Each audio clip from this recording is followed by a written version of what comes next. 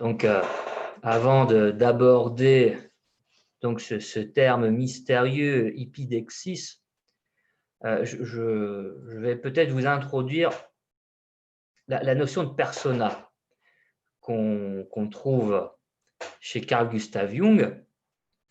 Alors, pareil, hein, la persona, donc, comme son nom l'indique, a des résonances latines. Persona qui nous vient de personare, qui veut dire parler à travers. Et la persona, c'est le masque que portaient les acteurs de théâtre à l'époque de la Grèce antique. Donc, pour Jung, donc la persona, si vous voulez, c'est une sorte de masque social.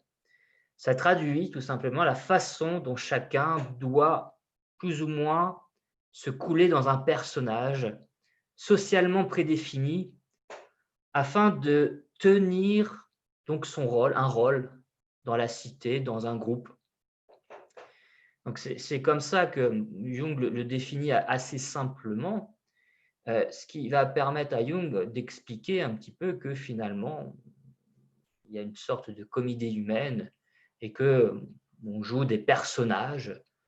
Et chez Jung, effectivement, cette question de quel personnage nous jouons dans la vie de tous les jours, eh bien, ça va l'interpeller, bien sûr, sur plusieurs points, notamment pour introduire aussi une autre notion qui est celle d'archétype.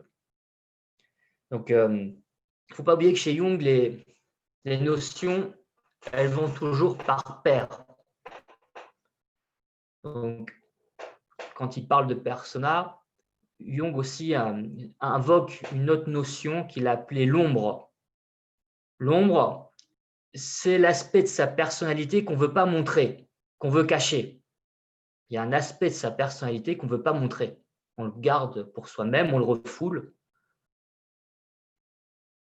C'est la part d'ombre, part obscure.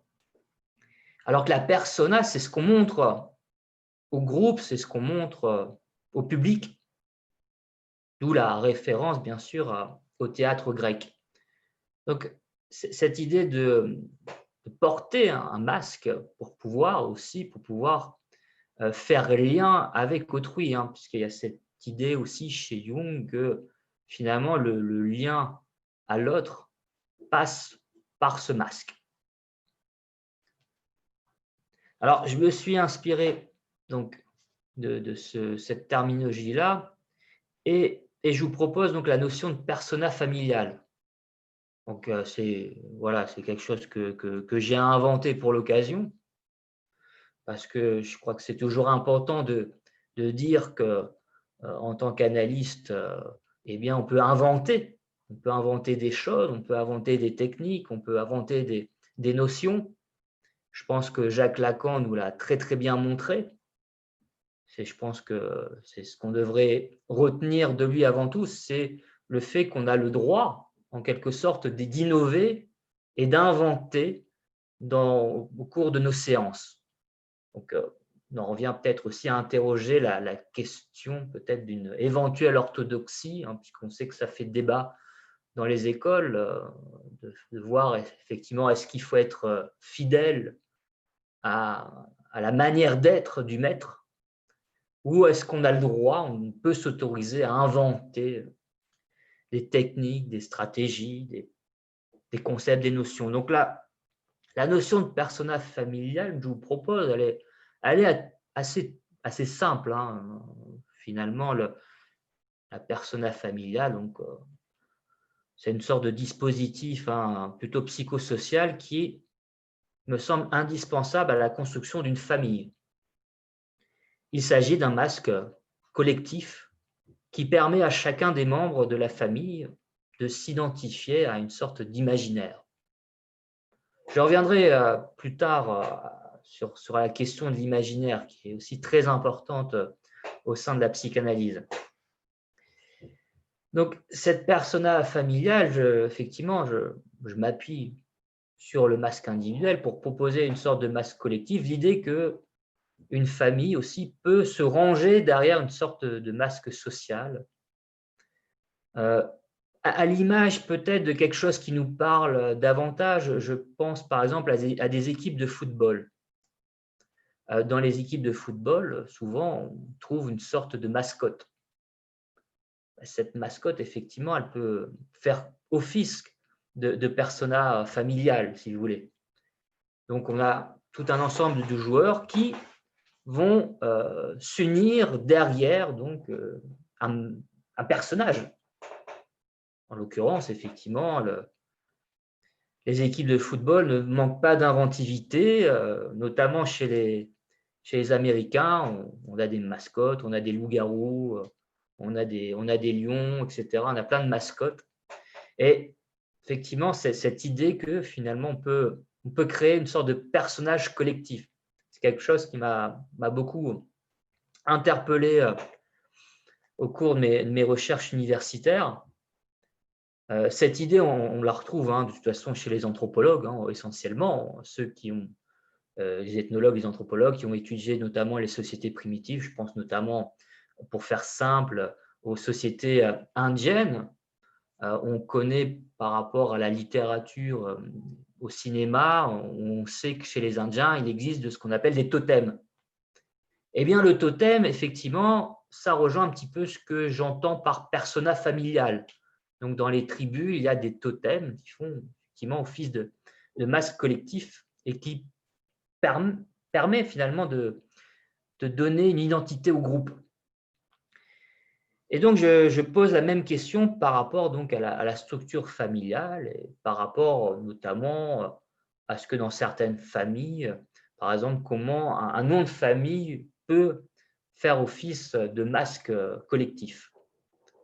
Je trouve que ça peut être intéressant quand justement qu'on travaille sur les familles, de pouvoir essayer de cartographier, de questionner cet imaginaire qui relie les membres d'une famille. Et donc, c'est tout le travail aussi de la psychanalyse jungienne, donc de pouvoir interroger ce qui permet ou ce qui fait office d'une cartographie imaginaire. Donc, ça reste une notion que je n'ai pas développée. Je vous la propose pour qu'on puisse justement en discuter et puisse effectivement peut-être voir en quelle mesure cette notion elle peut nous aider, comment on pourrait s'en servir éventuellement dans la pratique clinique quand on travaille notamment sur les problèmes familiaux, parce que effectivement le fait de se sentir appartenir à une famille, c'est quelque chose qui est assez récurrent. J'en viens même à me demander si le complexe d'Oedipe ou l'idée d'Oedipe ne pourrait pas non plus résonner comme une sorte de persona familial, puisqu'il y a aussi cette idée que non seulement que ça, on parle bien sûr du complexe, mais quelque part, comme Freud utilise un mythe grec, il utilise quand même une cartographie imaginaire, et ça permet aussi à la famille occidentale de s'identifier à une sorte de modèle, de masque. Donc, d'ailleurs, il y a des gens qui fantasment sur l'idée oedipienne et qui s'en servent aussi pour se construire, puisque l'Oedipe, ça ne va pas seulement dans un sens, ça va aussi c'est aussi une possibilité de se construire sa propre histoire. Oedipe, on peut s'en servir de cette manière-là. Je ne sais pas ce que vous en pensez, mais écoutez, je vous laisse volontiers la parole. Peut-être des choses à ajouter. On peut essayer de réfléchir ensemble.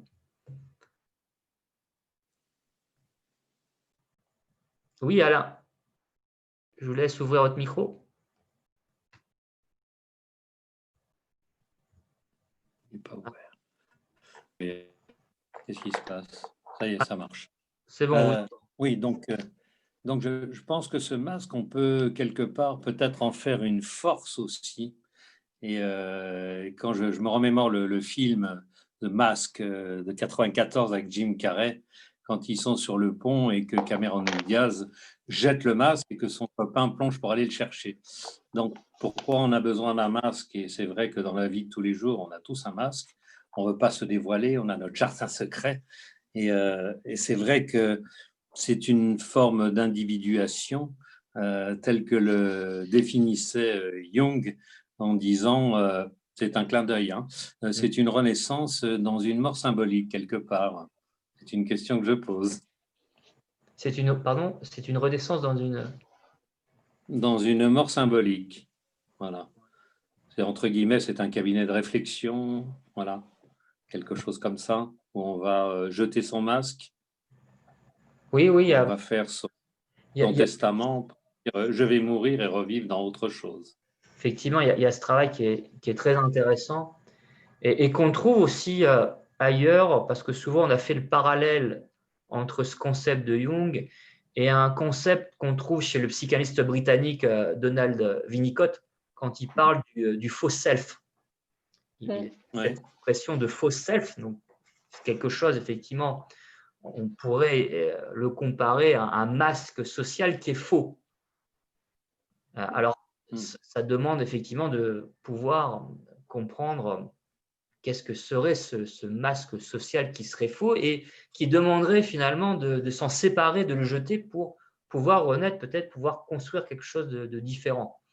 Et il y a par rapport à beaucoup de mes patients, souvent il y a cette idée qui revient de manière assez latente, cette idée que je ne suis pas moi-même, je ne suis pas ce que j'ai envie d'être. Donc effectivement, un masque finalement qui est imposé peut-être par le contexte social, par un groupe, par une structure familiale. On me pousse à accepter un personnage malgré moi. Et cette idée que finalement, je joue un rôle qui ne correspond pas à mes aspirations profondes. Donc, un leitmotiv qui revient souvent dans la clinique, l'idée que le personnage que je joue ne me correspond pas. Et finalement, ça rejoint peut-être un peu la notion de mauvaise foi chez Sartre, l'idée que je joue quelqu'un qui n'est pas moi. Et donc, effectivement, on peut s'interroger sur l'idée, est-ce qu'il existe un masque qui serait faux et un masque qui serait vrai? En l'occurrence, qu'est-ce que ce serait un masque vrai, un masque faux? Voilà, pourquoi pas proposer déjà cette idée qu'un masque vrai, c'est peut-être celui qu'on se construit soi-même à partir de sa propre histoire, à partir de ses propres valeurs.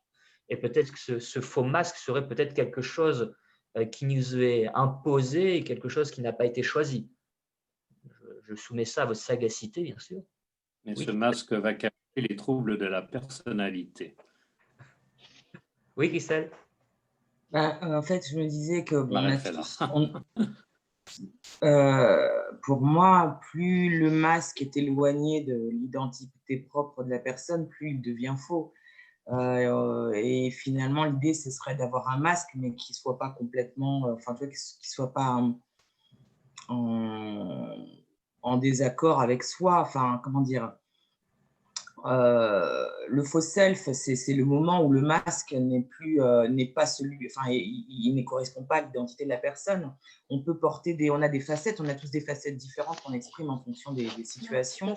Et finalement, le masque peut aussi contenir de soi, mais pas tout. Et enfin voilà. Et puis parfois, le masque, il contient des choses qui ne sont pas du tout nous-mêmes. Donc c'est plutôt une question de distance entre le masque et son identité finalement qui fait qu'on passe du vrai au moins vrai, voire au faux. Bon, c'est une piste intéressante. Qu'est-ce que vous en pensez? Le faux self, c'est une notion chez Winnicott qui a été développée pour l'enfant qui se construit une autre personnalité face à une mère, par exemple, mélancolique, qui va, comme Ferenczi a développé l'enfant savant. C'est une réponse par rapport à une mère absente ou dépressive. Et du coup, il va s'adapter à la mère pour répondre au désir de la mère et plus à son désir.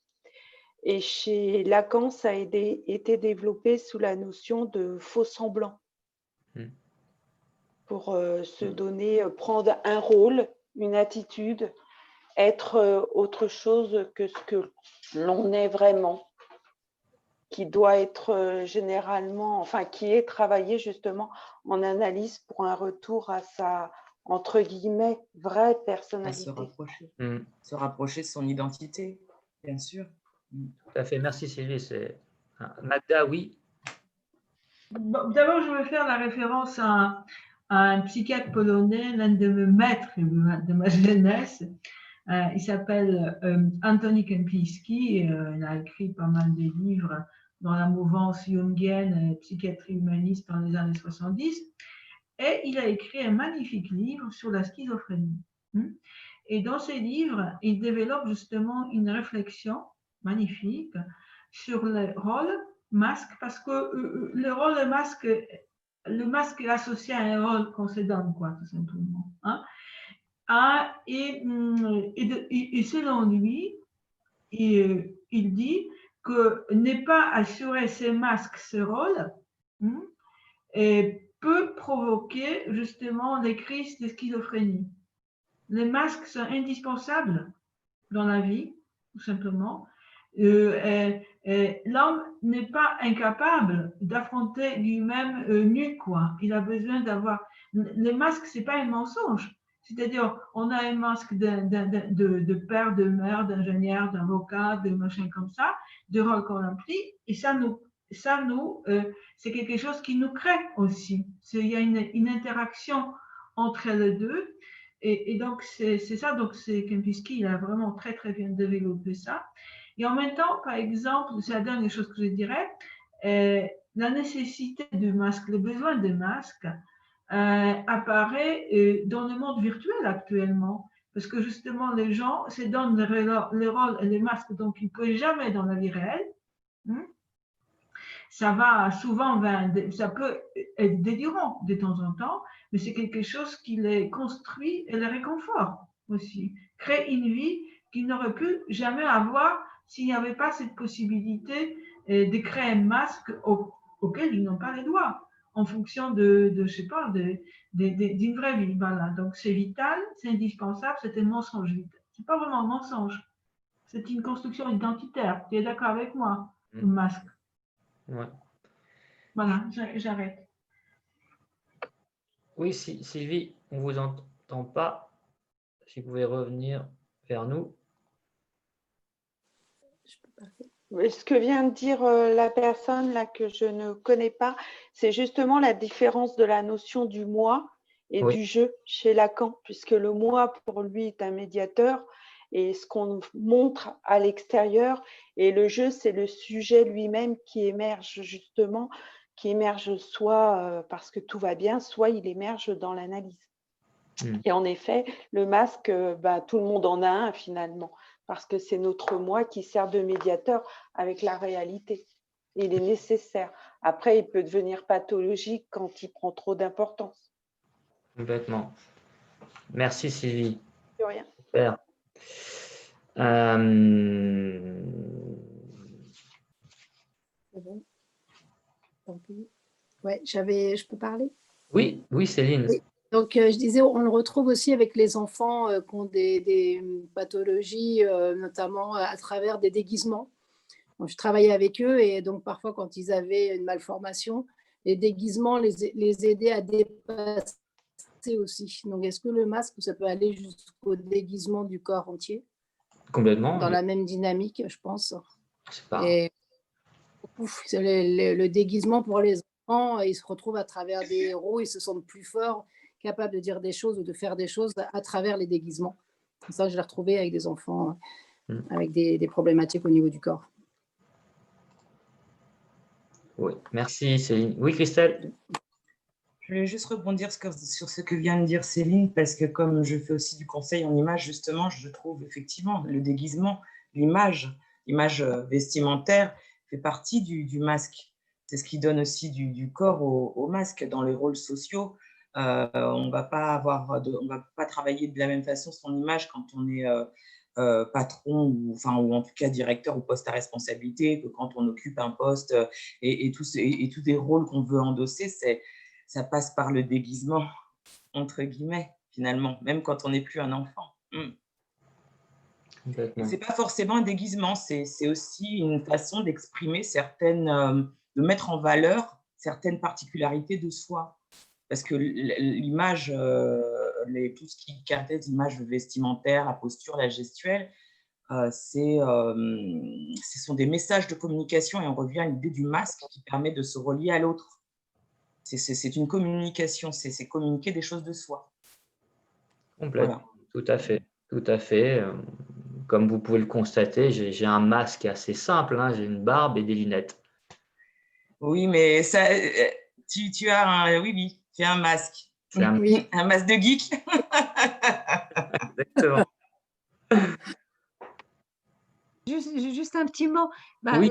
La question des masques, cette notion est beaucoup utilisée dans l'art-thérapie.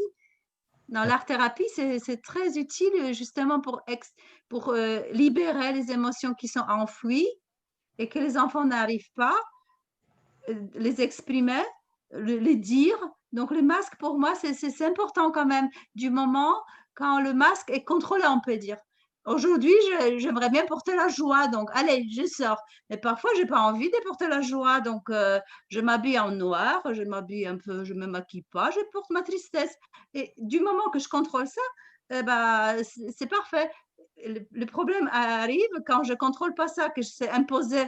Pour moi, c'est comme ça, en fait. Quand je suis en conflit, mais quand je ne suis pas en conflit avec moi, j'ai envie de montrer ce que je ressens, tout va bien. Mais si je n'arrive pas, c'est imposer de moi, de l'intérieur de moi, ça c'est un problème. Je ne sais pas, moi je vois ça comme ça. Après, il y a les cas de figure où je ne contrôle Oui. pas, ou dans des moments de Oui, Johnny tout à fait. complètement ivre, et Ouais. pourtant il y a un personnage qui se dégage. Ah ouais, ça c'est une autre chose. Ouais. Quand j'ai trop bu, je parle en anglais, je ne sais pas pourquoi. Oui. Donc, au moment quand tu n'arrives pas à contrôler, parce que la tristesse est tellement forte qu'elle t'accable, donc voilà, ça joue pas. C'est pas un masque, c'est la vérité en fait. C'est pas. Oscar Wilde parle de la vérité des masques. Voilà, voilà. Une très belle formule de monsieur Oscar Wilde. Ouais. Bon, bah, écoutez, c'est très, très instructif. Je pense aussi par rapport à cette société du numérique qui est émergente, je pense aux avatars, hein. C'est quelque chose qu'on trouve beaucoup dans les jeunes générations, hein, le fait de se créer un avatar donc, pour soi-même, de se créer un avatar pour son groupe de copains.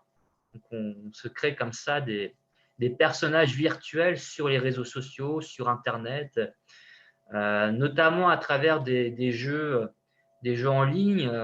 Je pense à Warcraft, Second Life, donc des jeux où on doit inventer des personnages et effectivement on les fait évoluer dans des mondes virtuels. Et effectivement, c'est très intéressant aussi pour nous, analystes, de pouvoir étudier ce terrain-là, parce qu'il se passe beaucoup de choses. Notamment, on a des jeunes donc, qui communiquent différemment. Donc, il y a aussi une parole. Il y a une parole qui jaillit de ces personnages-là, de ces mondes virtuels, des paroles qui forcément ne jailliraient pas forcément dans la vie réelle. Donc là aussi, c'est très intéressant de voir effectivement la manière dont nos jeunes peuvent effectivement évoluer différemment selon cette possibilité de mettre un masque.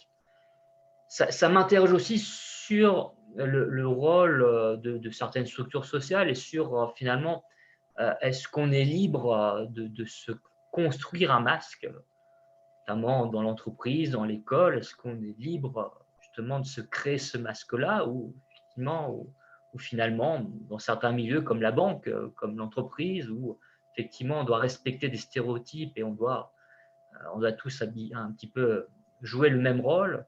Est-ce que, dans quelle mesure on peut se Voilà. propre masque et se donner cette liberté-là? C'est la question que j'allais te poser parce que pour revenir à la persona familiale, dans quelle mesure en fait le masque collectif familial peut-il empêcher l'analysant, peut-il l'influencer au point que l'analysant ne puisse pas en fait se retrouver lui, c'est-à-dire se créer sa propre identité. Parce que voilà, je pensais en fait à des cas concrets, hein, tu vois, je revenais à l'analyse pure. À quel point, en fait, c'est pour ça que c'est vrai que c'est très intéressant ce que tu as mis là à jour. C'est que, voilà, connaître, en tout cas pour le psychanalyste, connaître déjà le masque collectif de la famille, afin d'accompagner l'analysant vers sa propre identité. À quel point, en fait, il peut être englué, bloqué dans ce masque collectif. Ouais, tout à fait. Et c'est toute la question qu'il faut être capable de soulever, c'est-à-dire ce masque que je porte, est-ce que finalement, au fond, je l'accepte ou en fait, je le rejette ou c'est quoi le conflit derrière avec ce masque? Il y a énormément à dénouer parce qu'il y a un enjeu qui est très très fort, bien évidemment. Bien évidemment, c'est une question épidermique. Oui, totalement. Ouais, c'est ça. Bon, ben, je vais peut-être embrayer. Oui, Marie-Josée, si tu voulais rajouter. Oui, simplement, c'est vrai qu'il y a des patients qui demandent qu'ils viennent pour changer leur image, parce qu'ils sont pris dans un contexte à l'extérieur, dans leur vie, qui ne correspond pas du tout et qui rejoint bien sûr des tas de choses qu'il faut remonter de l'enfance. Et donc, pour changer leur image, c'est une demande. Et puis, je voulais penser aussi à Françoise Dolto avec sa poupée fleur, justement, pour que les enfants puissent construire l'image qui les rassure ou qui les construise, auquel ils se ressemblent. Voilà. Tout à fait, ça, effectivement, ça c'est passionnant. Alors, je vais peut-être là pouvoir embrayer sur un.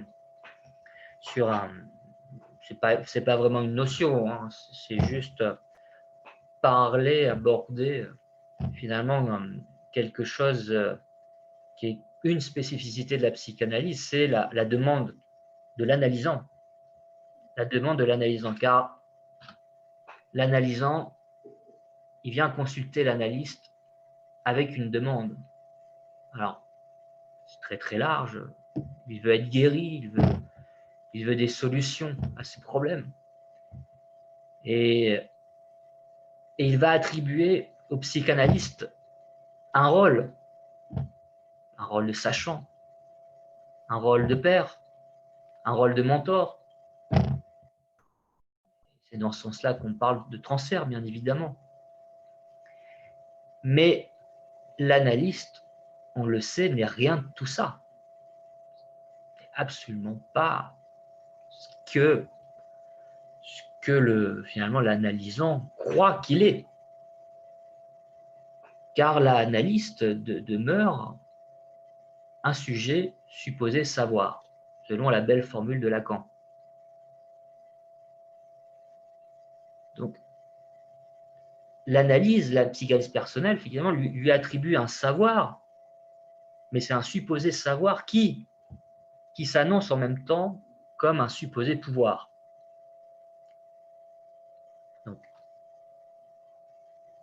Donc tant que l'analysant perçoit l'analyste, lui attribue en quelque sorte un savoir, voire un pouvoir, on est dans le transfert, bien évidemment, vous l'avez bien compris. Et vous le savez bien, sans transfert, la psychanalyse devient compliquée. Parce que ce qui nous intéresse, justement, c'est ce que l'analysant projette sur nous. Donc, point important, l'analyste, je le rappelle, ne sait rien au sujet d'analysant. Donc, il n'y a pas de réponse, pas de solution. Il n'y a pas de conseil à donner, qui serait d'ailleurs propre à la situation de l'analysant. Ça, j'insiste là-dessus, parce que il y a comme parfois une tentation de vouloir dire, de vouloir donner une réponse, peut-être aussi parce qu'on a tous été éduqués plus ou moins de la même manière, puisque à l'école, on nous éduque, on nous apprend à répondre aux questions. Il faut répondre aux questions qu'on nous pose. Alors que là, en tant qu'analyste, non. C'est le contraire, on ne répond pas aux questions. On pose des questions, ce qui est complètement différent. On pose des questions, on ne donne pas de réponse. il faut comprendre que l'analyse demeure un outil, une sorte de miroir, une occasion pour l'analysant d'explorer son inconscient, et notamment grâce au transfert. Donc l'analyse ne répond jamais finalement à la demande initiale de l'analysant. J'ai envie de dire qu'il bricole plutôt avec lui pour lui faire parler, parce que ce qui nous intéresse, le cœur de notre démarche, c'est de faire parler, c'est pas de donner des réponses. Donc, vous voyez notre rôle en tant qu'analyste, il est à la fois très simple, mais à la fois éminemment complexe. Comment, en effet, ne pas succomber à cette tentation de délivrer un savoir, de donner une réponse, de dire la vérité, sachant que on a peut-être effectivement été éduqué à la mode cartésienne, donc cette mode qui nous invite à toujours trouver des solutions à tout. Et cette tentation, effectivement, elle nous écarte de notre chemin. Donc l'analyste aussi doit apprendre à désapprendre cette mauvaise habitude scolaire, en quelque sorte. On ne donne jamais une réponse, on ne cesse de poser des questions. Et cette différence, à mon sens, est fondamentale pour pouvoir donc exercer ce métier. Et de dire que nos habitudes scolaires ne nous ont pas habitués justement à pratiquer cet art du questionnement, en quelque sorte. Donc le silence, par exemple, le silence, pour moi, il a du sens parce que le silence peut être utilisé dès que l'analyste ressent cette tentation, dès qu'il a envie de répondre, eh bien, effectivement, de travailler, de mettre en pratique, de savoir utiliser ce silence qui est essentiel. Alors, on a beaucoup discuté du silence, on reviendra bien sûr sur cette idée de silence, mais le silence, ça peut aussi nous aider en tant qu'analyste pour ne pas tomber dans cette tentation et de pouvoir justement un petit peu nous ressaisir et laisser parler et justement éviter de tomber sur cette tentation. Donc, l'analyste n'est pas un devin, n'est pas un médium et il n'est pas, peut-être aussi, c'est ce qui le différencie aussi du coach et du psychologue clinicien, du psychiatre, c'est-à-dire qu'il ne donne pas de réponse, de solutions thérapeutiques, chimiques, il ne donne pas de conseils et d'orientation. Donc, voilà ce que je voulais dire par rapport à cette demande de l'analysant, parce que effectivement, c'est la première chose à laquelle on est confronté. Et cette difficulté de justement ne pas tomber dans le panneau.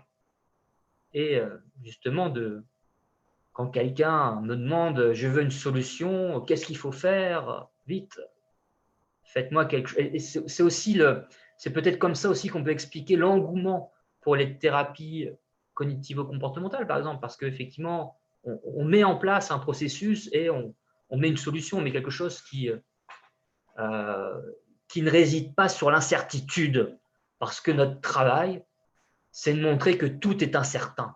Alors, c'est vertigineux, parce que la personne, elle est là parce qu'elle a besoin de certitude, et nous, on doit pouvoir garder le cap que tout est incertain, qu'on n'a que des incertitudes à donner. On n'a pas de réponse, on n'a pas de certitude. On respire finalement l'incertitude. Et ça, c'est difficile. Je trouve que c'est un travail, une posture. Je parle de posture qui est relativement difficile parce que il suffit d'observer, d'aller à la rencontre de certains de nos collègues, même les érudits, les plus avancés. Souvent, et on le voit à la télévision, quand ils sont face à des journalistes, les journalistes, c'est leur métier de pousser le bouchon trop loin. Et combien de fois je vois des analystes qui tombent dans le panneau et qui donnent des réponses. Alors justement, ce qui est intéressant dans la psychanalyse, c'est qu'on n'a pas de réponse. Et bien évidemment, à mon sens, bon, il y a quelque chose, il y a un lien, bien sûr, avec la philosophie grecque. Il y a quelque chose qui est très lié par rapport à comment les Grecs pratiquaient la philosophie par le questionnement. Et si quelqu'un qui illustre cette méthodologie-là, c'est bien le respectable Socrate, qui est connu d'entre tous. Et effectivement, là, il avait cette manière de poser des questions. Il ne donnait pas de réponse, il posait des questions et c'était à son interlocuteur de trouver ses propres réponses. Donc, il y a quelque chose, hein, mais ça, il y a un lien qui me semble important, qui me semble essentiel. Et je crois que c'est essentiel de revenir, c'est peut-être un petit détail, mais c'est ce détail-là qui fait vraiment la différence par rapport à tous les autres praticiens, effectivement, qui ont leur méthodologie d'approche. Mais la spécificité de l'analyse, on la trouve bel et bien là. Et peu importe les théories, tous les différents concepts, cette posture-là, j'ai peut-être envie de la définir comme la règle ultime. Je vous laisse la parole, si vous voulez. Oui, qui veut prendre la parole? Allez-y. Christelle, oui. Je vais juste poser une question. Tu dis que la psychanalyse, c'est ne donner ni de réponse, ni de conseils, ni d'orientation. Qu'est-ce que tu veux dire par orientation exactement? Est-ce que suggestion, c'est une orientation? Ou est-ce que ça peut être est-ce qu'une proposition, c'est une orientation? Ou plusieurs propositions? Enfin, voilà, qu'est-ce que ça veut dire orientation? Est-ce que ça veut dire guidance? Est-ce que ça veut dire… C'est plus, par exemple, au rôle d'un conseiller d'orientation qui dit ce qu'il faut faire, comment… Oui, de manière précise. Voilà, quand un analysant me demande au travail, ça ne va pas, alors est-ce que vous me conseillez de changer de boulot? Ce n'est pas à moi de donner une orientation.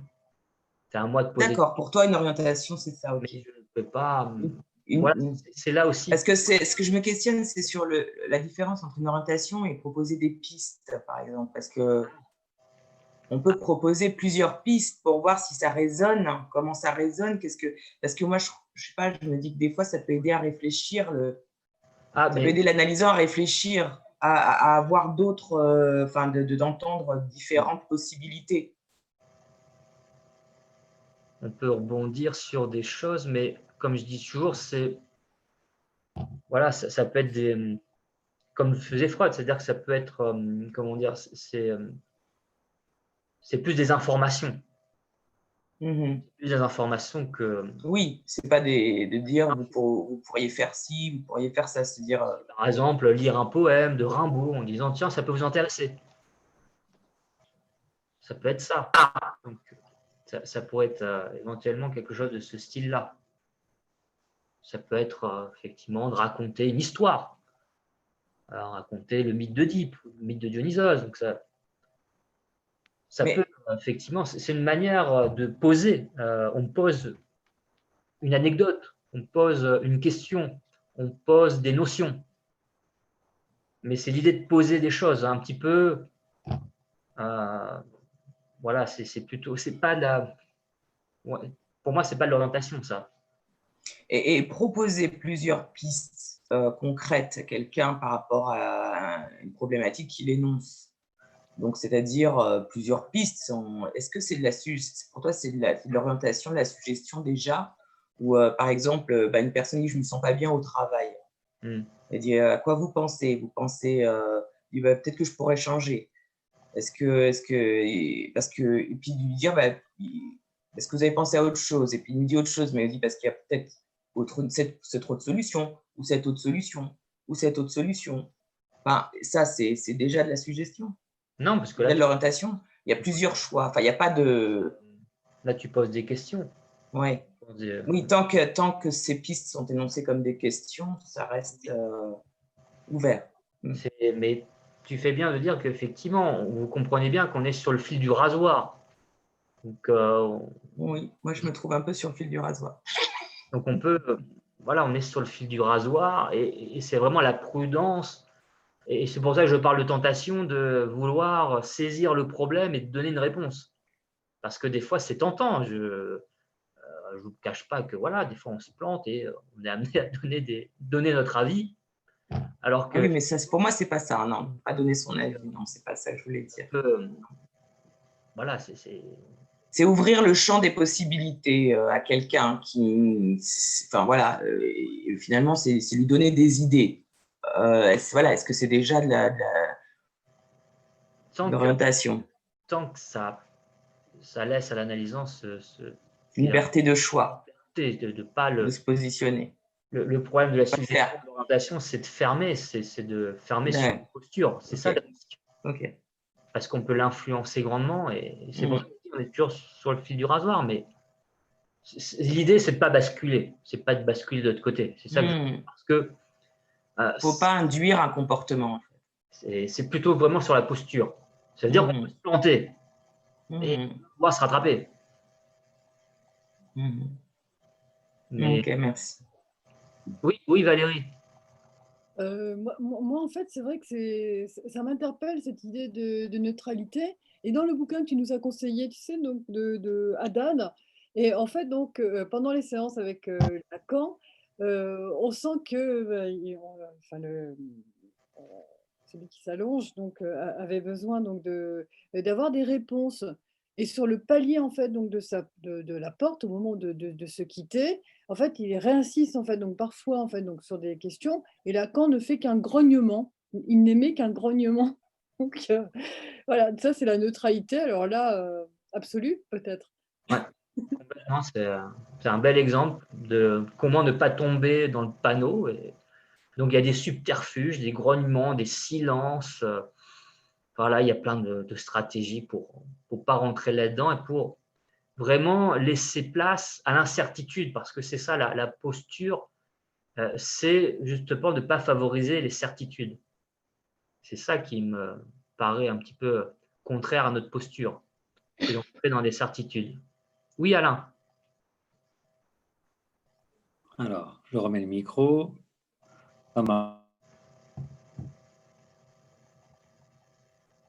Ah, il a été éteint le micro. Alors, c'est bon. Non, c'est fou ça. Dingue ça. Qu'est-ce qui... Ah, il y a un petit problème, on dirait. Ah, ça coince. C'est bon là? Oui, c'est bon. J'espère. Je suis dans ma vallée, donc je reçois très mal. Je vais essayer d'aller vite avant d'être coupé. Donc, je remonte au cri de l'enfant qui va appeler sa maman parce qu'il a un besoin quelque part d'exprimer quelque chose. Bon, maintenant, l'analysant qui va venir voir son psychanalyste, il a besoin qu'on lui extirpe de ses tripes tout ce qu'il a à dire. Donc, j'ai un peu l'idée des poupées russes. On va sans arrêt enlever quelque chose, il va rester tout le temps un besoin, des vieilles traces de l'enfant, de l'adolescence, et on a besoin d'extirper tout ça. Là, je me répète un peu, mais c'est important parce qu'il y a plusieurs personnages, il y a un mélange avec le masque, on revient aux choses et tout est lié, et on a besoin de perdre une certaine forme de gang pour être soi-même, et ça, c'est difficile aujourd'hui. Complètement. D'accord. Oui, Barbara. Merci, Alain. En ayant beaucoup d'expérience à écouter les enfants avec beaucoup de demandes, beaucoup de turbulences, tout ce que j'ai compris, le plus important, c'était les écouter en fait. Le temps d'écoute et l'écoute active en fait, pour que l'enfant voit que je l'écoute. Parce qu'il reproche souvent aux adultes, les enfants, que en fait, personne ne m'écoute, mais ce temps d'écoute actif, que l'enfant, même si je ne parle pas, je ne dis rien, mais je l'écoute avec c'est la communication non verbale en fait, et avec ces onomatopées, tous, grognements, oui, la communication non verbale fait que l'enfant, au fur et à mesure d'exprimer ses angoisses, en fait, il s'apaisait. En fait, la demande qui était tellement présente, elle a disparu pendant le temps que je l'écoutais. Donc, cette écoute active, pour moi, c'est la base, en fait, de tout le lien et de l'écouter la souffrance, c'est l'écoute active. Et cette écoute active, il passe par établissement ce temps de confiance. Donc, quand l'enfant, la personne en souffrance, elle est en confiance, alors elle peut s'exprimer avec, et puis elle n'a pas besoin, en fait, les réponses normalement, parce qu'elle va au fur et à mesure, en s'écoutant, parce que moi, je l'écoute et elle va s'écouter aussi. Donc, au moment quand cette personne, elle s'écoute, elle va comprendre ses vrais besoins, parce que parfois, cette demande, elle n'est pas, c'est juste artificiel. Le besoin est vraiment, il faut décoder, c'est vraiment ce besoin principal qui l'a amené à ce besoin-là. Comme l'enfant, par exemple, il me demande la cigarette, cigarette, cigarette, et quand j'ai pris le temps avec lui, c'est pas la cigarette qu'il voulait en fait, il voulait d'autres choses. Donc ce temps-là, et je pense qu'avec les adultes, j'ai pas beaucoup d'expérience avec les adultes, c'est un peu la même chose. Ils demandent changer de boulot, nanani, nanana, mais finalement, c'est pas ça qui est une vraie cause. Donc moi, j'appuie sur cette écoute active. J'aimerais bien le développer au maximum parce que c'est un art pour moi, écouter vraiment quelqu'un, parce que cette critique des psychanalystes, ça, j'aime pas quand j'entends que l'analyse sont considérées comme les personnes qui écoutent pas. Donc, pour moi, ça, j'aimerais bien changer parce que normalement, les psychanalystes devraient vraiment être les maîtres de l'écoute active. Je ne sais pas comment on peut élaborer ça vraiment en détail. C'est quoi l'écoute active? Est-ce que c'est juste moi qui vois ça comme ça? Ou on peut détailler c'est quoi l'écoute active? Mais j'ai lu dans le livre que ça existe, cette écoute active. L'écoute n'est pas active. Donc, moi, j'aimerais bien développer cette écoute active au maximum parce que j'ai déjà exercé et pour moi, c'est ça. Alors, qu'est-ce que vous en pensez? Écoute, ça répond. C'est peut-être ce qui répond peut-être à la demande. C'est le silence et l'écoute. C'est peut-être ce qui fait office de véritable réponse à une demande qui n'est jamais verbalisée, qui n'arrive pas à être dite. Voilà. Puisque Freud nous le dit bien, l'analysant est un menteur. Quand il arrive, oui. effectivement, il ne dit pas ce qu'il veut dire. Il n'arrive jamais à dire ce qu'il veut dire. Donc il est voilà, c'est pour ça qu'on ne peut pas répondre à sa demande, puisque sa demande déjà est. Ben voilà, c'est ça. Les dés sont pipés, j'ai envie de dire. Il y a quelque chose qui est de l'ordre du faux semblant. Et comme nous, ce qui nous intéresse, c'est ce qu'il y a derrière. Oui, voilà. De toucher à l'inconscient, puisque c'est aussi l'idée de pouvoir toucher. Et c'est pour ça qu'on ne peut pas rentrer dans le jeu Voilà. de l'analysant. Et qu'il faut garder cette écoute active qui est très perturbant, puisque, encore une fois, c'est ce qui fait que on ne tombe pas dans le piège de la réponse toute faite. C'est grâce à notre écoute. Et c'est cette posture-là qu'il faut savoir garder. Et c'est pour ça que c'est jamais évident. Parce que qui dit écoute active dit justement de pouvoir ne pas tomber dans le panneau de la parole facile, si j'ai envie de dire. Bon, bah merci. Rien, Barbara. Oui, Christelle.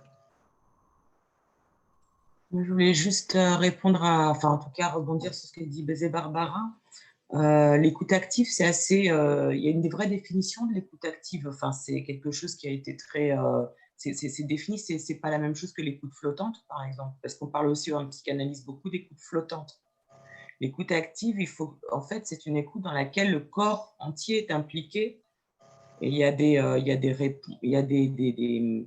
retours. On peut faire des reformulations. Enfin, ça a été assez bien défini et délimité. Enfin, voilà, c'est vraiment un concept, parce que Barbara disait qu'elle ne savait pas si ça existait, ou je sais pas, j'ai peut-être pas très bien compris, mais si, c'est bien, c'est très, très clair ce concept d'écoute active.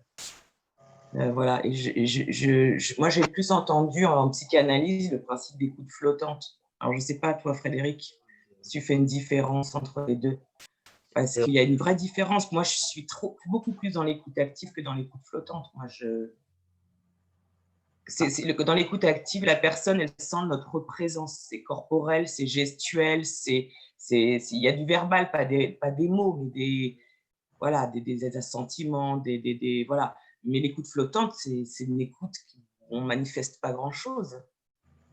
Disons que l'écoute flottante, c'est effectivement l'écoute de base, c'est-à-dire que c'est effectivement ce qui a été mis en place par Freud au tout début. Donc ensuite, on a d'autres praticiens qui ont amélioré le concept, mais à la base, on a l'écoute flottante. Donc, effectivement, on laisse parler, on écoute et on laisse parler. Donc, bon, après, on a des techniques, des stratégies qui diffèrent, mais où finalement, on garde toujours quand même la même posture, c'est-à-dire qu'on ne on ne va pas venir conseiller, on ne va pas venir répondre. Donc, on écoute. On écoute de manière différemment de Freud, à la manière de Jung. C'est le niveau de présence dans l'écoute qui est différent, en fait. Le niveau de présence. Il peut y avoir aussi le placement, c'est-à-dire que l'écoute sur le divan et l'écoute en face à face, là aussi, parce qu'on peut écouter en regardant, du coup, quand on est en face à face. Et ça change. C'est plus actif déjà. Hein. C'est ressenti comme ça. Donc après, effectivement, encore une fois, on a un éventail technique. Et c'est pour ça que c'est toujours intéressant de lire les témoignages au sujet de Lacan, parce que Lacan était inventif pour écouter, parce qu'il y a 1000 façons d'écouter en analysant. On peut écouter en faisant cuire une omelette. Voilà ce que pouvait faire Lacan. Il expérimentait des trucs. Donc pourquoi pas, puisque effectivement on teste les postures de l'analysant. Donc forcément, si je suis en train de cuire une omelette, moi-même j'écoute d'une manière différente. L'analysant aussi, on est dans des dispositions différentes. Donc ça aussi, c'est toujours, pour moi, c'est important d'être inventif là-dessus. Même si on peut paraître farfelu, à la limite, je crois que le psychanalyste, c'est un farfelu excentrique et qu'il faut s'assumer en tant que tel. C'est le côté fripon divin dont nous parle Jung. Donc il faut, je pense, la transgression aussi, c'est-à-dire tout en respectant ce que je viens de dire. C'est-à-dire qu'on a le droit de transgresser dès l'instant où on ne devient pas un gourou et un directeur de conscience. Et tant qu'on garde cette frontière, on va dire que c'est une sorte de frontière qui nous permet quelque part d'inventer, de pouvoir aussi jouer. Parce que parfois, effectivement, j'aime à considérer que la psychanalyse, c'est aussi comme une sorte de jeu. La manière, des règles. En tout cas, ça doit amener du jeu. Tout à fait. Mais je voulais dire juste pour la demande de l'analysant, c'est l'arbre qui cache la forêt en général. La première demande de l'analysant, c'est l'arbre qui cache la forêt en général. Oui, j'aime bien. Tu disais qu'on va chercher ce qui va derrière. L'arbre qui cache la forêt, c'est très pertinent. Bon, écoutez, Je peux dire quelque chose, Frédéric? Oui. C'est Patricia. Bonsoir. Moi, c'est une question. Est-ce qu'on ne peut pas dire que la plus grosse phase du travail de l'inconscient, chez l'analysant, finalement peut se faire entre 2 séances? C'est-à-dire qu'il y a l'écoute active ou flottante, peu importe, et l'analyste va mettre en fin de séance l'analysant en travail, c'est-à-dire qu'il va attraper au vol quelque chose qui va lui sembler très important. Il va rester sur cette idée-là et il dit à la personne, on se reverra la prochaine fois. Et donc, il laisse la personne avec cette idée. Et le travail d'inconscient, d'ouverture de l'inconscient, va se faire entre les 2 séances. C'est-à-dire quand il va se retrouver seul chez lui à la maison et qu'il va se retrouver avec cette idée. La séance s'est arrêtée sur une idée, sur une phrase, sur un mot. jusqu'à la prochaine séance. Moi, c'est comme ça que je le vois. Bah, en fait, non, pas forcément, au-delà. Pas forcément entre les 2 séances. En fait, ça continue toute la vie. Parce que cette pépite que me laisse mon analyste, finalement, ça reste dans ma tête 20 ans, 30 ans après, et Ah je oui, le non, oui, reprends. oui, bien sûr, oui, bien sûr. Mais je veux dire, Le travail, il est toujours là. Le travail est en continu, il ne s'arrête jamais. Ça ne voilà, s'arrête non, mais jamais. ça, je suis d'accord, Frédéric. Je me suis mal exprimée. Mais je veux dire, pour faire évoluer, pour vraiment faire remonter l'inconscient, je me dis, c'est à l'arrêt de la séance jusqu'à la séance d'après où ça va crescendo. Je me suis mal exprimée. Vous voyez ce que je veux dire? Oui, C'est-à-dire mais que l'analyste va laisser l'analysant sur une idée, une phrase, quelque chose qui va le percuter, et il va revenir à la séance d'après avec une ouverture de l'inconscient encore plus importante. Et ça va monter crescendo, crescendo, crescendo. Voilà, c'est ça que je veux dire. ça, je ne peux pas vous C'est comme ça parler que, enfin, je pose la question, est-ce que ça peut, moi c'est comme ça que je le vois, mais bon, après je peux me tromper, hein. Je pose une question, hein. Je pense que fondamentalement, Il le met en travail, quoi. Il n'y a pas de temporalité, c'est-à-dire que est-ce que les choses vont toujours à crescendo? Je pense que ça va. On est dans une temporalité qui n'est pas linéaire, donc c'est quelque chose qui est en expansion. C'est un univers qui est en expansion et c'est de la dynamite, hein, et c'est quelque chose qui, justement, je pense qu'il faut, voilà, faut toujours, à mon avis, hein, faut toujours faire attention à ne pas trop vouloir rationaliser, à vouloir. Je pense que là, tout est possible. Tout est possible et on ne sait jamais ce que ça va donner. On ne sait jamais comment ça va réagir. On est même surpris en tant qu'analyste. On est très surpris des fois en disant ah bon, et on oublie même ce qu'on avait dit en tant qu'analyste. On dit ah tiens, vous avez retenu ça, c'est intéressant. Et c'est pour ça que c'est intéressant parce que justement il y a le côté intuitif. On ne sait pas ce qu'on va dire, on ne calcule pas ce que nous en tant qu'analyste on fait à la fin de la séance. Soit on met un point final, soit on met une ouverture, donc tout est possible. On essaye. Et c'est selon le feeling, là aussi. On reviendra sur la notion d'intuition, de feeling, parce que c'est aussi essentiel dans la pratique. On n'est pas des calculateurs. Et on sait, voilà, on fait des choses au feeling et on ne sait jamais comment ça va se passer. Effectivement, il y a des analysants effectivement qui, entre 2 séances, ça monte en crescendo, c'est vrai. Il y en a, ils s'en foutent complètement. Il ne se passe rien. Et puis, 6 mois après, ils reviennent en disant hey, vous vous rappelez, il y a 6 mois, vous m'avez dit ça. Donc, on ne contrôle pas. On ne contrôle pas du tout ce truc-là. C'est l'expérience avec l'inconscient, on ne le contrôle pas. C'est pour ça que je vous parle d'incertitude et de gros bordel, parce que c'est un gros bordel. Et qu'il faut bricoler avec. C'est pour ça que j'aime bien l'expression de bricolage, parce que j'ai plus l'impression d'être un bricoleur du dimanche, parce que j'arrive pas. Comme si je n'avais pas de recette, comme si je n'avais pas d'instruction. Je suis obligé de bricoler. Bon, voilà, ça ne marche pas. On essaye d'autres choses et on voit ce que ça donne. Et des surprises. On a toujours des surprises dans ce métier-là. On est toujours. C'est ça qui est drôle, c'est la parole que retient l'analysant. Et ce n'est pas celle à laquelle je croyais. Alors, je me suis emmerdé à préparer une grosse surprise, à placer la parole qui tue. Finalement, l'analysant, il a matché sur autre chose. Et c'est ça le terrain. C'est effectivement, là-dessus, on ne contrôle pas. On ne contrôle pas. Donc, je pense qu'aussi, c'est important d'être dans une sorte de lâcher prise, de ne pas vouloir contrôler, de pouvoir aussi respecter son intuition et de laisser couler. Ça marche pas, c'est pas grave, on passe à autre chose. Et à un moment donné, ça va accrocher. Et c'est pour ça que je parle d'incertitude. Il faut laisser le champ des incertitudes se loger dans la séance. C'est-à-dire que si on arrive avec des certitudes, eh bien, on ferme justement cette porte sur l'inconscient. C'est là que c'est délicat. J'avoue que c'est… Vous voyez, c'est pour ça que je vous dis que notre posture à la fois simple et impossible. Il y a quelque chose de… On est un petit peu comme un funambule. Vous voyez, je pense à cette figure du funambule dans Zarathustra de Nietzsche. Effectivement, quand Nietzsche dit que l'homme est un pont entre la bête et le surhomme. Et on est un peu sur ce fil, on est sur le fil du rasoir. C'est pour ça que la formation ne peut pas être scolaire. Stricto sensu, elle ne peut pas être scolaire.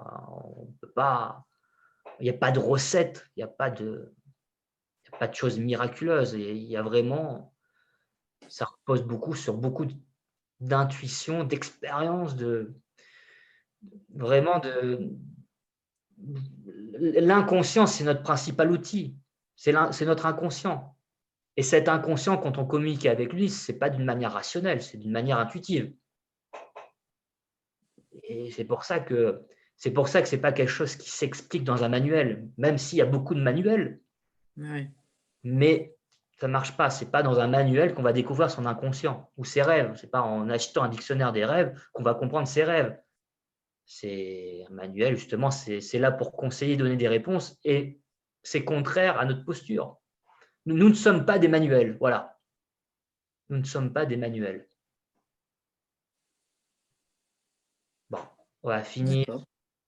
Allez, rapidement sur, vous l'attendez tous, épidexis. Alors, est-ce que quelqu'un sait ce que c'est? Est-ce que quelqu'un a trouvé? Personne n'a trouvé? Oui, Alain? Donc, j'ai cherché un petit peu. Donc, le statut de conseiller chez les sophistes. On a aussi le témoignage de Platon dans l'Hippias majeur, où Hippias va évoquer l'épidexie qu'il a prononcée devant les Lacédémoniens. Donc, c'est le profil de conseiller. Et puis, si on fait une globalité de l'épidexie, on va tomber dans soit le conseil, soit la louange, soit le blâme. Donc, on a le choix. Voilà. Merci, Alain. Alors, effectivement, on est dans un terme, une notion qui est essentielle et qu'on trouve chez les sophistes. Alors, les sophistes, Platon en a beaucoup parlé. Pourquoi? Parce qu'il était réputé pour combattre ces philosophes sophistes qu'il ne reconnaissait pas en tant que tels.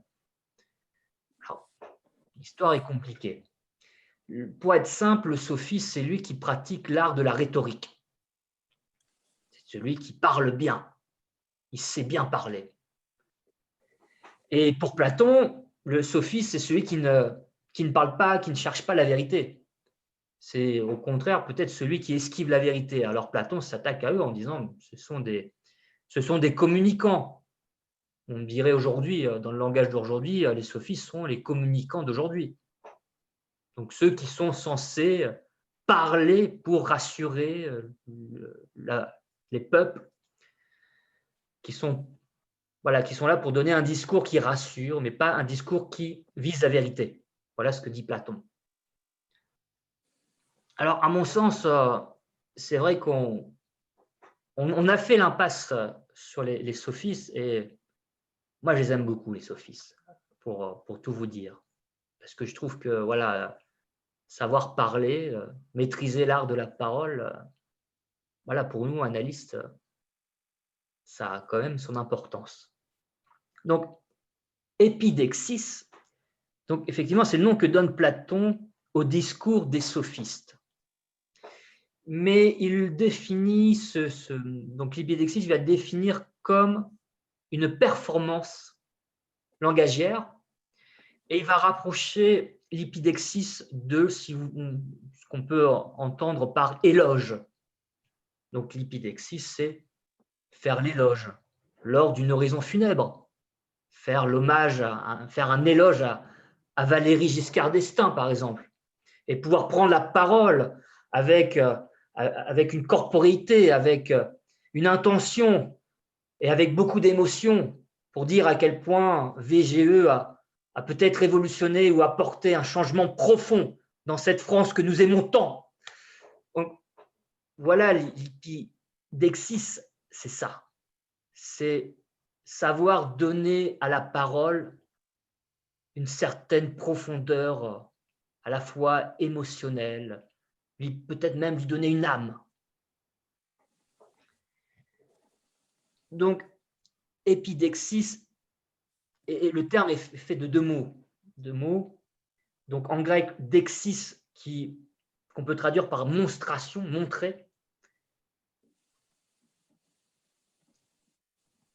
Une monstration qui se fait, en fait, qui fait quelque chose devant. Épi, qui fait quelque chose devant, en plus. C'est-à-dire, c'est montrer, mais en ajoutant quelque chose, un petit plus. C'est pour ça que je vous parle de supplément d'âme. Donc, c'est montrer quelque chose. Montrer, par exemple, que le VGE a été important pour la France, qu'il a permis aux femmes d'avoir un compte bancaire et plein d'autres choses. Mais c'est d'y apporter une âme. Quand on fait l'éloge, on y apporte quelque chose de plus. Donc, on n'est pas simplement dans la communication. On parlera aujourd'hui de communication de l'information. Là, c'est un exercice qui vise à donner une âme à un objet. Donc, hypidexis, c'est montrer quelque chose et l'exposer devant tous, mais avec un truc spécial. Et dans l'hypidexis, eh bien, on se montre soi-même. Effectivement, Platon s'attaque aux sophistes parce que les sophistes aiment bien montrer leur personnalité, aiment bien se mettre en avant. Donc, on montre à la fois sa personnalité, on fait vibrer l'oratoire. Donc, c'est une performance à la fois verbale et aussi physique, puisqu'il faut investir la place publique, il faut pouvoir montrer une présence. Donc, on montre de quoi on est capable, on montre à la fois ses parures aussi, son déguisement, sa persona, son masque, puisque, encore une fois, on est quand même très, très proche du théâtre. Et encore une fois, c'est ce que reproche Platon aux sophistes en disant que c'est des gens qui sont dans le masque, dans la théâtralité et qui sont loin de la vérité, puisqu'ils sont dans les apparences. Pour Platon, le sophiste est attaché aux apparences et il est loin de la vérité. Alors, l'hypidexie, ce n'est pas non plus une conférence. Ce n'est pas transmettre un savoir. On pourrait faire on imagine bien un conférencier dire, bon, écoutez, de la manière dont on peut effectivement resituer historiquement, faire un retraçage chronologique, etc., et en fait transmettre une information d'une manière apathique, si vous voulez, sans montrer d'émotion. Alors, chez Aristote, dans un fameux livre qui s'appelle La rhétorique, Aristote va distinguer 3 genres dans l'art de la rhétorique. Donc, il y a le plaidoyer qui traite d'un fait passé devant un tribunal. Donc, effectivement, on parlait d'un procès, parler d'un fait, etc., et relater. Deuxième genre, le conseil. Donc, le conseil qui traite du futur de la cité, donner un conseil par rapport à ce qui risque d'arriver et effectivement d'avoir un discours qui oriente pour le coup, qui conseille. Et ensuite, troisième genre, donc l'hypidexie, l'éloge, qui pour Aristote traite du présent et propose des valeurs qui rassemblent. Voilà ce qui est en jeu dans l'hypidexie. On va toucher à des valeurs inconscientes qui sont là maintenant. Donc, effectivement, une manière de toucher les gens, de toucher leurs émotions, de toucher l'inconscient, j'ai envie de dire. Donc, quand on fait l'éloge de quelqu'un ou de quelque chose, comme un toast à la mariée ou lors d'un enterrement au Panthéon, ou quand on prend un fauteuil à l'Académie française, on fait partager à l'auditoire les valeurs admises d'un vivre ensemble. Dixit, une philosophe que j'admire beaucoup, qui s'appelle Barbara Cassin, qui est philologue pour le coup, et qui vient de sortir un ouvrage qui s'appelle « Le bonheur, sa dent douce à la mort », qui est un clin d'œil à Arthur Rimbaud, et qui est une autobiographie philosophique, et justement, elle parle, Barbara Cassin est une de nos spécialistes françaises en matière de sophistique. Donc, elle a beaucoup, effectivement, étudié la rhétorique et elle a connu Jacques Lacan. Elle a très bien connu et elle a intervenu donc, dans les milieux psychanalytiques et notamment, elle fait le lien, elle pense que le psychanalyste, finalement, c'est le sophiste d'aujourd'hui. C'est celui qui utilise la parole, qui utilise une parole qui exprime et qui agit à la fois. Et c'est ce qu'elle raconte dans cette idée d'épidexis. Ce n'est pas simplement dans cet éloge, et il y a quelque chose qui est agissant et qui est expressif à la fois. Donc finalement, c'est un formidable outil de travail, c'est un petit peu le message qu'elle essaie de nous transmettre, hein, de cette parole à laquelle on va donner peut-être un supplément d'âme, à laquelle on va donner quelque chose, un petit plus, et qui ne va pas simplement être une parole qu'on prononce de manière banale. Il y a un truc en plus dans la parole de l'analyste.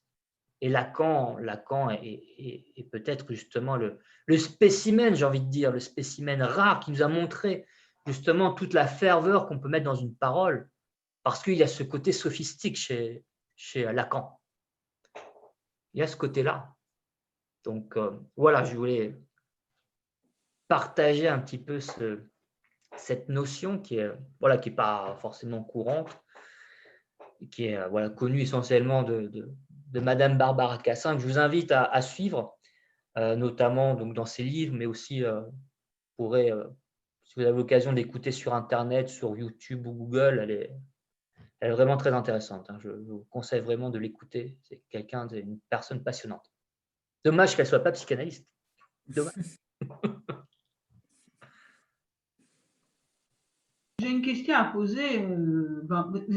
Pour savoir, est-ce que dans votre pratique quotidienne de psychanalyse, vous utilisez justement ces discours enflammés un peu, je ne pense pas, hein, parce que vous écoutez plutôt. Ça, c'est un dialogue, c'est une écoute. Je dirais un entretien semi-directif, mais bon. Donc là, je voulais te poser la question, Fred, pourquoi justement tu abordes ces sujets en quoi c'est utile dans la pratique psychanalyste? Alors, c'est à mon sens, on ne va pas faire des discours dans une séance. Ce n'est pas l'idée de préparer des discours, de faire des éloges, mais c'est peut-être nous inspirer et comprendre cette manière de faire pour donner à notre parole, donner à la parole de l'analyse quelque chose en plus. Donc, c'est travailler, si vous voulez, notre rhétorique. C'est l'idée que la rhétorique, c'est quelque chose qui se travaille. Voilà ce que pourrait être l'enseignement de la sophistique, c'est que la parole, c'est quelque chose qui peut être travaillé. Donc, il y a 1000 façons de dire et c'est ça qu'on apprend. Donc, c'est une manière aussi d'incorporer une forme de théâtralité dans son arsenal langagier. Et on sait que Lacan, effectivement, c'était une de ses armes redoutables. Et pas que Lacan, hein, pour avoir connu d'autres analyses, je pense à Juan David Nasio, qui est extrêmement, qui sait aussi habiter la parole, parce que j'ai envie de dire qu'on habite une parole, on l'incarne. Et je trouve que c'est important de savoir incarner une parole. Donc, il y a une façon de dire. Et c'est ça, le sophiste nous alerte sur cette façon de dire.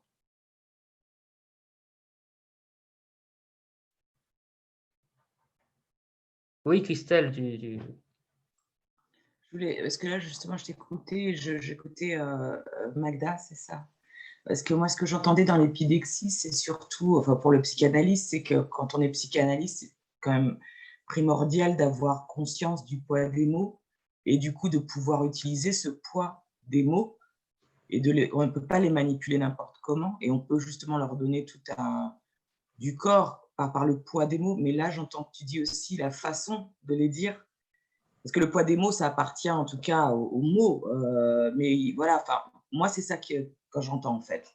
C'est d'être conscient et de pouvoir se servir du poids des mots pour, dans le retour qu'on peut donner à l'analysant. Enfin, en tout cas, dans l'écoute et le retour qu'on peut donner à l'analysant. Je suis d'accord avec toi.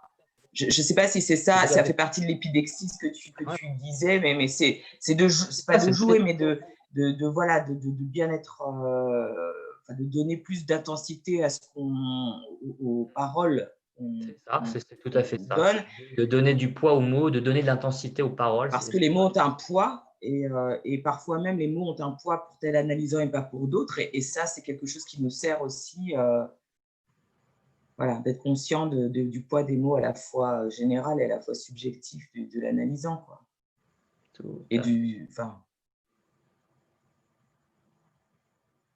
ce poids des mots résulte d'observation d'analysant et aussi de prise de conscience.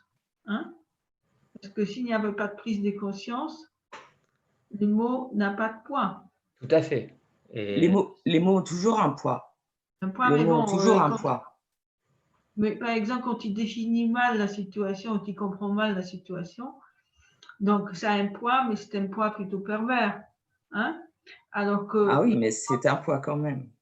Ouais, mais c'est ça qui est intéressant de pouvoir justement ramener, c'est le poids des mots qui permet justement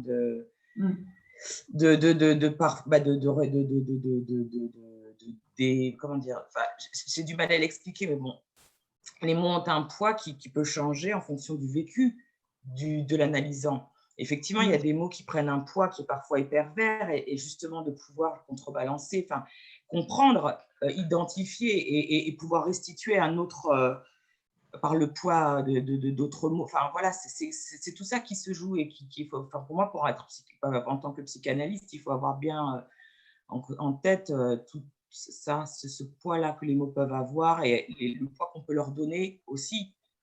Enfin, ça se mesure tout ça. Voilà. Et je parle aussi parce que j'étais orthophoniste avant, et le langage, quoi qu'il arrive, les mots ont un sens, il y a un signifié. Il y a dans les mots, il y a déjà de toute façon un poids, le poids du sens qu'il a, et puis après le sens qu'on lui donne. Mais il y a toujours du poids, enfin voilà, il y a toujours un poids dans les mots. Il n'y a aucun mot qui, à part les mots de transition, comme les articles, qui n'ont pas de poids, mais les mots ont un poids, parce qu'ils ont un sens. Bon, sur ces belles paroles, on va peut-être aller retourner à nos pénates. Dormir. Dormir. Exactement. Bon, bah, sur bonne soirée, bon courage pour nous tous. Hein. À bientôt, la semaine prochaine. La semaine prochaine, ciao. Bye. Merci Frédéric, au revoir. Bonsoir. Merci beaucoup.